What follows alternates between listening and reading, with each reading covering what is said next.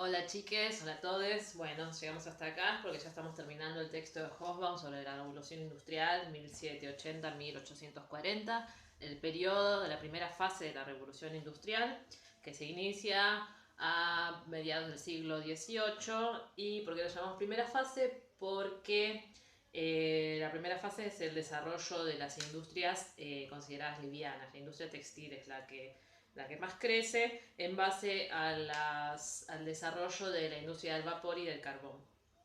¿Sí? Después, en una segunda fase, que no vamos a profundizar tanto, porque en esa segunda fase nos vamos a concentrar más que nada en el desarrollo de los movimientos obreros. En esa segunda fase, las industrias que se desarrollan son más las industrias que necesitan un desarrollo científico más profundo, como la electricidad, la industria química, principalmente la del petróleo. ¿Sí?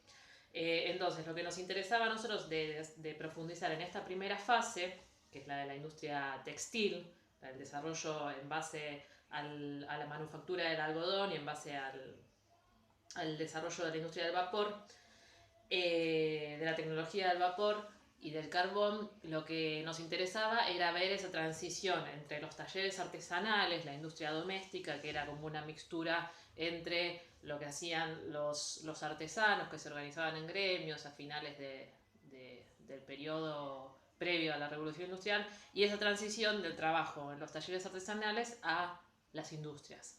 ¿Sí?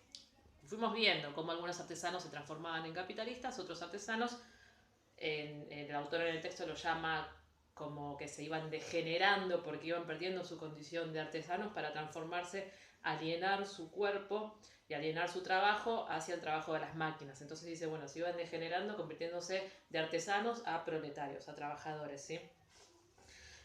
Bueno, algunas aclaraciones del último trabajo, solo una aclaración porque estaban en general bastante bien, que en el texto decía que los salarios eran más altos que en los talleres. Es cierto que en algunas industrias los salarios eran más altos que en los talleres que empezaban a contratar mano de obra, y estos pequeños talleres artesanales que empezaban a contratar obreros progresivamente.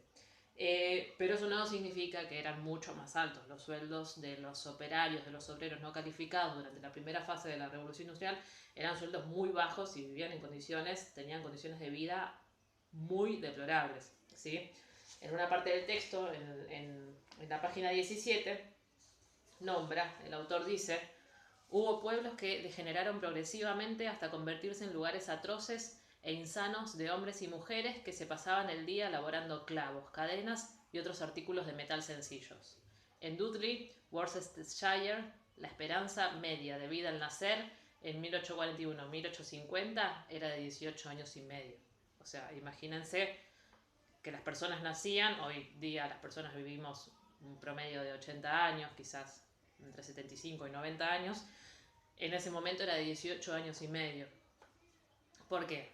Porque había muchas enfermedades, producto de la vida que llevaban, producto de la mala alimentación y enfermedades, bueno, que por supuesto no existían las vacunas en ese momento, ni los antibióticos, entonces la gente se podía morir, por ejemplo, de tuberculosis, que eran enfermedades muy comunes en esa época, y más para los trabajadores que pasaban quizás 12, 14, 16 horas al día encerrados, respirando metales pesados, sin ventilación, entonces tenía muchos problemas respiratorios, se moría muy joven la gente.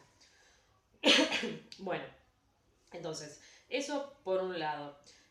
Vamos con la última parte del texto, que es la página 16, ya la leímos, pero me gustaría hacer alguna aclaración más de la página 16, que habla sobre la industria del hierro. Bueno, dice que la industria del hierro en realidad tuvo algunas complicaciones, que no se expandió tan fácilmente como la industria textil, porque la industria del hierro tenía dice que producía a veces más de lo que se consumía, entonces iba por adelante del mercado. Por eso dice que no producía, dice, no producía hierro ni en cantidades grandes ni de calidad notable, pero dice, tendió a ir por adelante del mercado. Entonces tenía crisis porque no llegaban a vender lo que producían, ¿sí? Bueno, de la misma forma el carbón, en cambio la industria textil era una industria, como ya muchos contestaron en el trabajito previo, era una industria que tenía mano de obra muy barata, tenía materia prima muy barata y se expandía muy fácilmente. Entonces dice, bueno, la industria textil es la que acumuló más rápidamente, generó más acumulación de capital para los grandes empresarios, que fue ese capital el que dio lugar a la segunda revolución industrial, que necesitaba inversiones más profundas para el desarrollo de nuevas energías, el desarrollo de nuevas industrias. Como decíamos, la energía eléctrica, la industria química, en especial el petróleo, que es el que la base casi de la vida que tenemos hoy. El petróleo no se usa solo para los combustibles, sino que se usa también para muchos materiales que usamos hoy en día, como el plástico. Bueno, entonces, después dice el autor, siempre lo que trata de hacer el autor es tratar de subestimar o de bajar un poco el tono a los relatos sobre la revolución industrial como una revolución súper tecnológica y súper desarrollada. En realidad dice, bueno, toda esta primera parte, dice, si bien hubo un notable crecimiento económico, no podemos hablar de una revolución industrial propiamente dicha. Dice, muchos empresarios trataron de satisfacer su demanda recurriendo al sistema doméstico. Esto quiere decir que iban articulando esas formas de trabajo en la industria doméstica, los talleres artesanales, con nuevas formas industriales, ¿sí? Entonces al principio era una mezcla entre lo que eran los talleres artesanales, que empezaban a contratar mano de obra obrera, mano de obra de los nuevos proletarios, y algunas máquinas que empezaban a incorporar a esos procesos de trabajo. Ahora en el próximo video vamos a ver qué es lo que pasaba con los movimientos obreros, ¿sí?